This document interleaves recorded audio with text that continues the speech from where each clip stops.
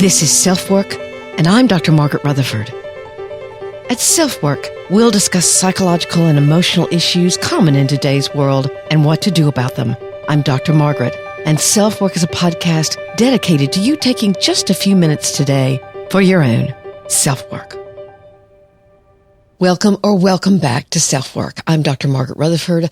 I'm a clinical psychologist, and I started SelfWork almost 7 years ago in order to extend the walls of my practice to those of you who might already be interested in psychotherapy, or you're in therapy, to some of you who may just have been diagnosed with something, or you're having a problem you can't figure out and are looking for answers, but also to a third group of you who are very skeptical about mental health treatment, mental illness in general, or you just think psychologists and therapists are a little wacky.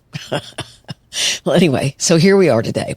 I want to give a trigger alert to this episode because we are going to be mentioning suicide. So just a trigger alert to keep you safe. Today we're going to be focusing on high functioning depression. Now, what is that? And what is it not? Is it dangerous or is it not? And what does that mean anyway? High functioning depression. It's still depression, isn't it? It's actually the newer term for what's properly called Persistent Depressive Disorder, which used to be called before that Dysthymia. Maybe it's a little sexier to call it high-functioning depression, or I've also heard it called smiling depression. But here's my thought. If more people understand or respond to some label or another better than they do others, then more power to that label. I don't particularly care what we call it.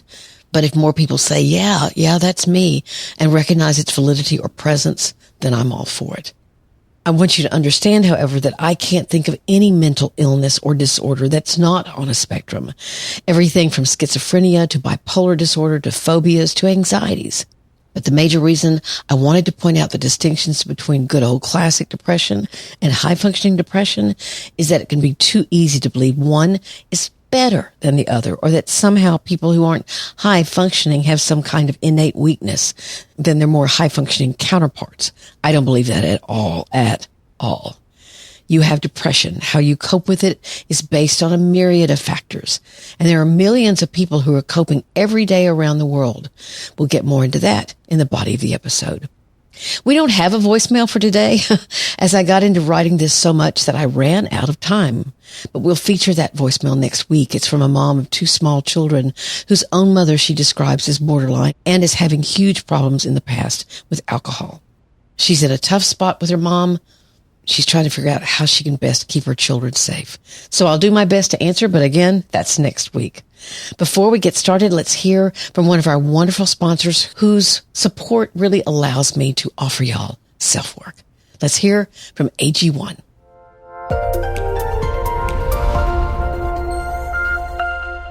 Our next partner is AG1, the daily foundational nutrition supplement that supports whole body health. I drink it literally every day. I gave AG1 a try because I wanted a single solution that supports my entire body and covers my nutritional bases every day. I wanted better gut health, a boost in energy, immune system support. I take it in the morning before starting my day, and I make sure and leave it out for my husband because he tends to forget. I love knowing that I'm starting my day so incredibly well, and I wouldn't change a thing because it's really helped me the last 2 or 3 years I've taken it. And here's a fact. Since 2010, they've improved their formula 52 times in the pursuit of making this nutrition supplement possible and the best it can be. So if you want to take ownership of your health, it starts with AG1. Try AG1 and get a free 1-year supply of vitamin D and 5 free AG1 travel packs with your first purchase. Go to drinkag1.com/selfwork, and that's a new link, drinkag1.com/selfwork. Check it out.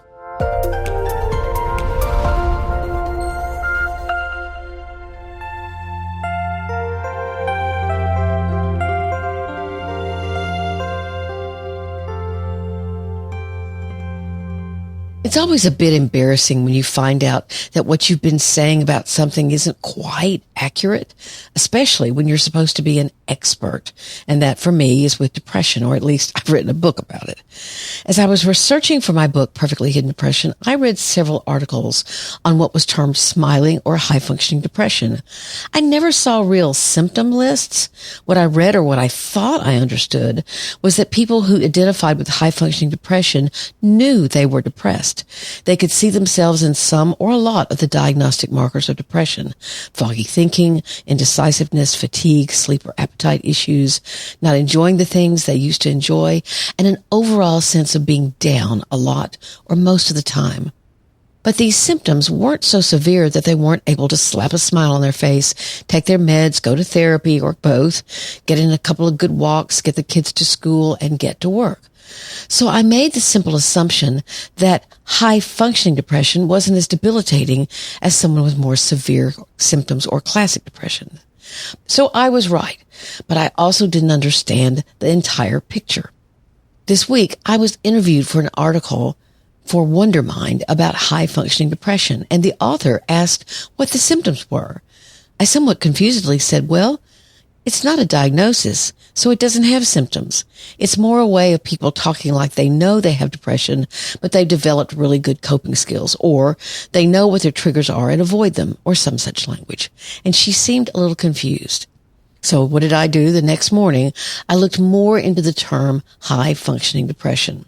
What I had not realized, even when I was writing the book, was that the term high-functioning depression was the newer term for what used to be called the more moderate depressive state of dysthymia.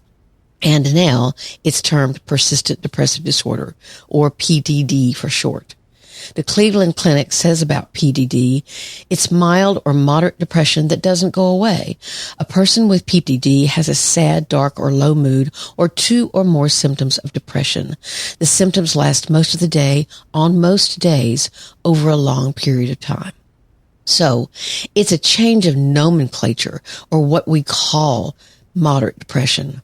And as I said in the intro, I don't really care what we call it. If a term is more meaningful now in 2023 than dysthymia or PDD was, it's certainly far less jargonistic sounding. Let's go with it. I emailed the author immediately and explained to her what I'd figured out. Felt a little silly, but we all have to sometimes say we make mistakes. Let's also make this point.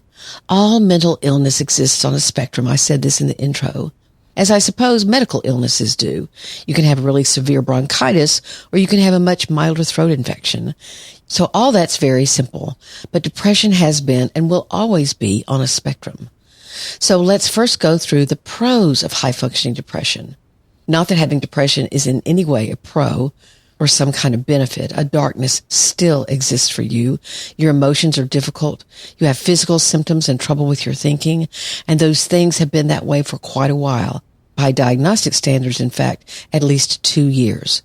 But compared with more severe depression, this kind of depression doesn't sabotage your life as much as a deeper depression can and often does. So here are some of the pros of high-functioning depression when we compare it to deeper, more severe depression.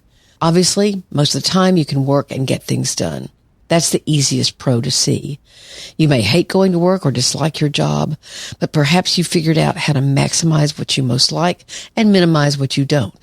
Maybe you have a hobby that you look forward to doing after work that brings you much more fulfillment and stands as a balance for what you don't enjoy so much. Maybe you love your kids and being around them or doing for them is very meaningful for you. So you're coping. There's much research out there, for example, on resilience in times of war. By no means for anyone are things right, and certainly depression does exist.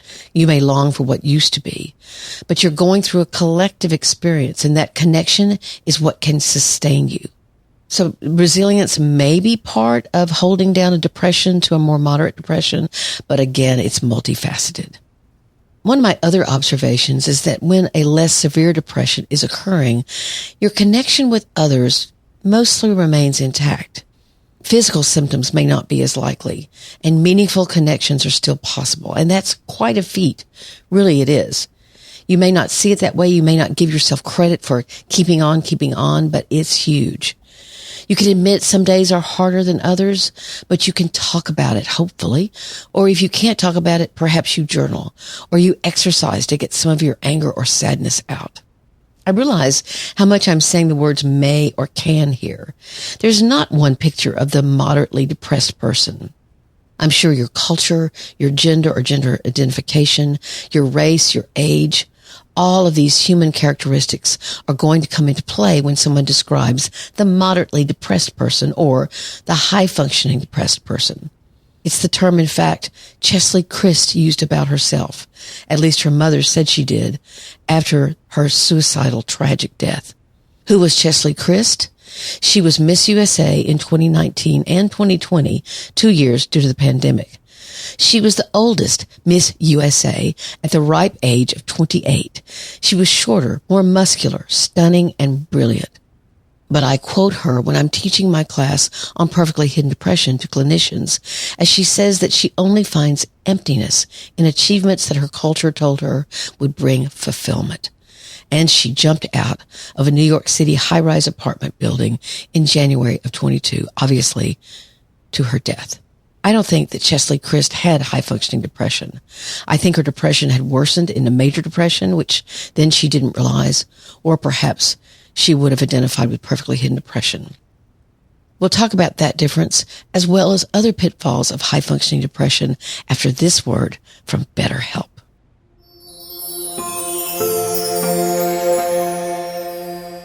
I recently heard a fascinating reframe for the idea of asking for help. Maybe you view asking for help as something someone does who's falling apart or who isn't strong. So consider this. What if asking for help means that you won't let anything get in your way of solving an issue, finding out an answer, or discovering a better direction? Asking for help is much more about your determination to recognize what needs your attention or what is getting in your way of having the life you want. BetterHelp, the #1 online therapy provider, makes reaching out about as easy as it can get. Within 48 hours, you'll have a professional licensed therapist with whom you can text, email, or talk with to guide you. And you're not having to comb through therapist websites or drive to appointments. It's convenient, inexpensive, and readily available. Now you can find a therapist that fits your needs with BetterHelp. And if you use the code or link betterhelp.com/selfwork, you get 10% off your first month of sessions. So just do it. You'll be glad you did. That link again is betterhelp.com/selfwork to get 10% off your first month of services. Let's get back to talking about Chesley Christ. I don't want to oversimplify what Miss Christ went through or get into some kind of label dispute about what we call it. She thought of it as high-functioning depression. That's what she reportedly told her mother the day before she died. Perhaps even that's what she and her therapist talked about. But moderate depression or high-functioning depression can morph into major depression. And if she indeed experienced perfectly hidden depression or her perfectionism and high-achieving life was really camouflaging even deeper despair than she wanted to reveal, she may not have had a way to talk about the extent of her suicidal plans or impulses. What matters is that she very purposefully fell to her death, and the world lost a woman, her family lost a daughter or a sister, and she was no longer alive to figure out that she could get better. In my TEDx talk, I warn against just this kind of silence or fearing what might happen if you reveal suicidal thoughts. I also know as a clinician for 30 years just how common suicidal thinking is. It's not weakness. It's not a sin. It's a human response to depression and abuse and whatever else has happened to you. I do want to make the point here that no depression is easy. Not one kind of depression is better to have than another kind. But you can function better with what's called smiling depression, high-functioning depression, whatever. You just can live your life. You're still walking around having to cope with a sense of sadness and maybe even dread. But even high-functioning depression has its pitfalls. So we're going to talk about that, and as always, what you can do about it. This is in no way a complete list, but it's what has come to me as I write this afternoon, and I hope it's helpful. First, loneliness can creep up on you with high-functioning depression. You can easily tire of keeping up appearances, but you can get trapped in doing so and begin to have thoughts of being caged in by the life you've created into the depression that never seems to get better or worse. It's just there. So let me say, high-functioning depression has a root cause, just like more severe depression. Let me repeat that. It has a root cause. So what could that be? The first cause could happen through learning. What I'm saying is that high-functioning depression can become almost its own lifestyle. You absorb depressed thinking or behavior as a child. Basically, you learn it. Think about if your parents never praised you or rarely gave you the message of what they saw in you that was your power or talent or skill. You can grow up feeling less than. Maybe your parents also felt that they were less than, and so you learned that from them. But it isn't reality, or it doesn't have to be. The problem is you can absorb low self-esteem. You can be told you don't want to try too hard or show that you really want to work hard for something because that's how you get hurt. That's when you look stupid, so you don't risk. You don't try. You don't even have a clue of what your potential is. You live your life very carefully where you avoid risk or you avoid the chance of others seeing whatever your real struggles are. Now you might say, well, I was never abused as a child. That's good. In fact, that's great. But damage can also be done by growing up in a vacuum where you were taught or it was modeled for you that you just get through life. You settle. And guess what? That's depressing. Life can seem just okay, not bad, not good, just okay. So maybe you do put that smile on your face every morning. Maybe you clock in at work and remember it's your colleague's birthday and you wish them a good day. Maybe you love your daughter and she's excited about a soccer game she's going to play that day. You've tried to give her what you never had, and good for you, but your own life seems pretty humdrum. What I'm not saying is that there's something inherently bad about normal. I think it's sort of funny. Normal has become a negative term. Why? I'm not sure.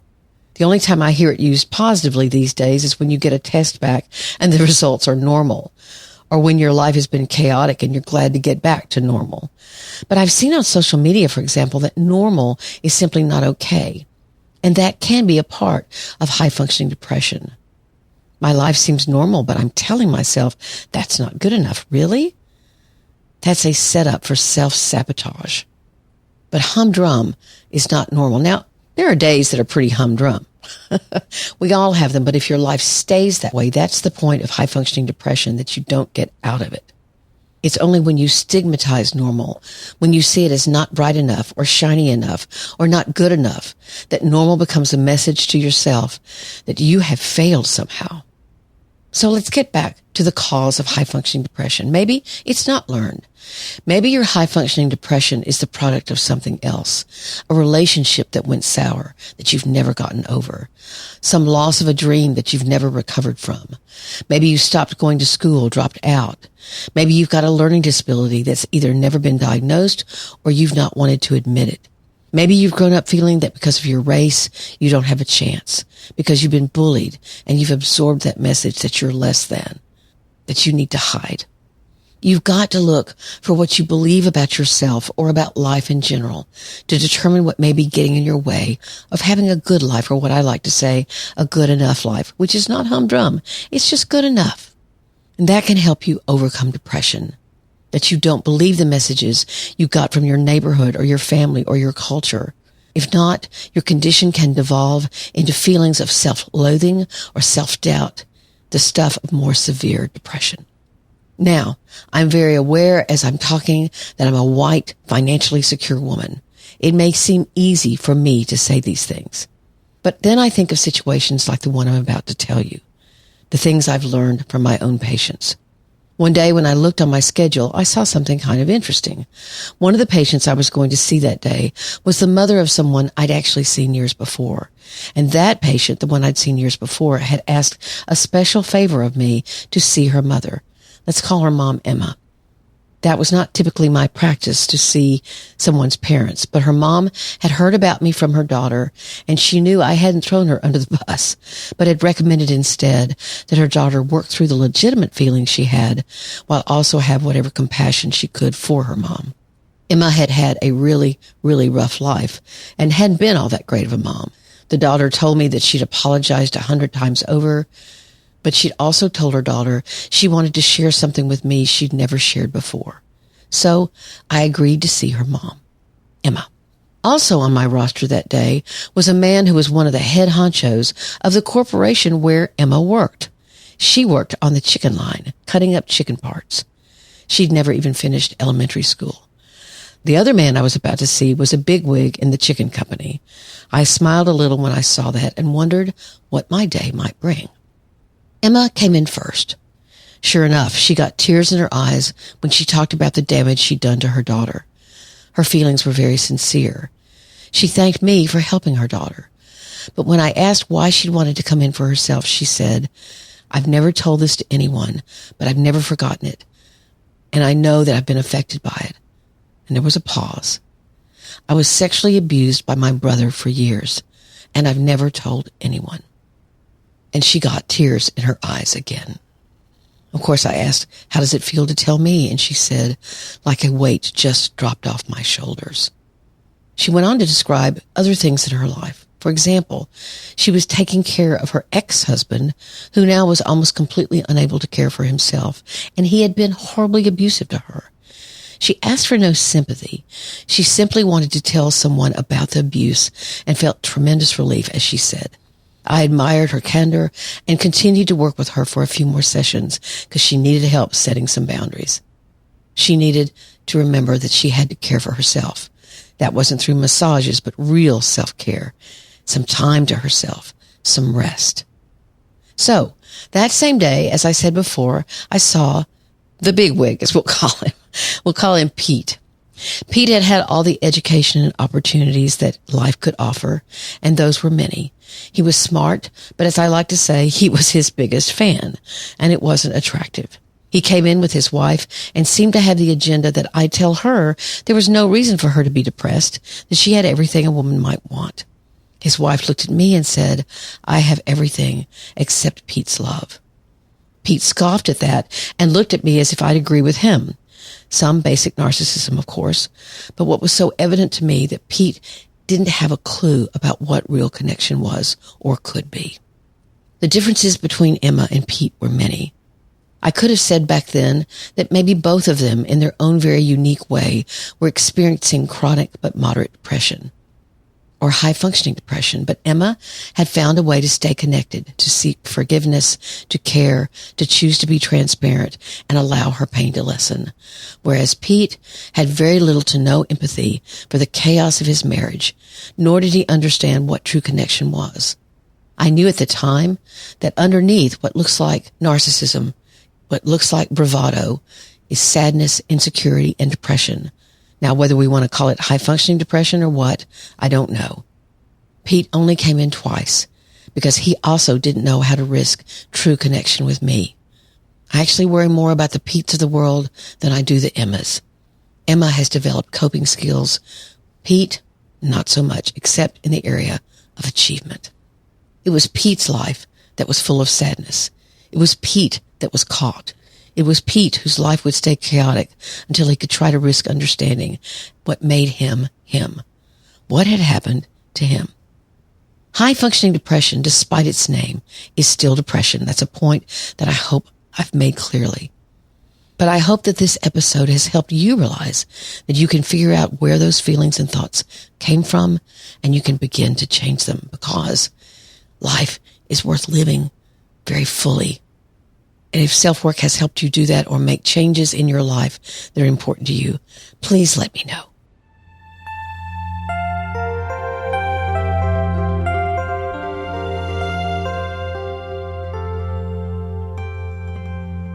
Thanks always for listening. You can let me know that by leaving a rating or review wherever you listen to self-work. It always means so much. Ratings are simply a quick, yes, I like this. Or a star rating. I guess it's a 5, 4, 3, 2, 1. And of course, a review is a little more detailed, but all of it means so much to me. I just spoke last night to a small women's caucus. I want to remind you that I'm available to speak to your organization. I don't care if it's 20 people or 200 people. I can speak virtually or I can come to you, given the appropriate circumstances. I'd love to do that so we can all share the wisdom that we all have.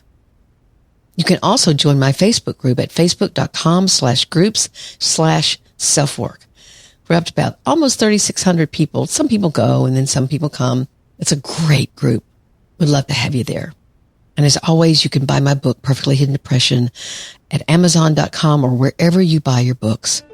And it gives you 60 exercises that you can follow along and learn how to get in touch with your own emotions very safely and securely. Again, thank you. I'm always grateful you're here.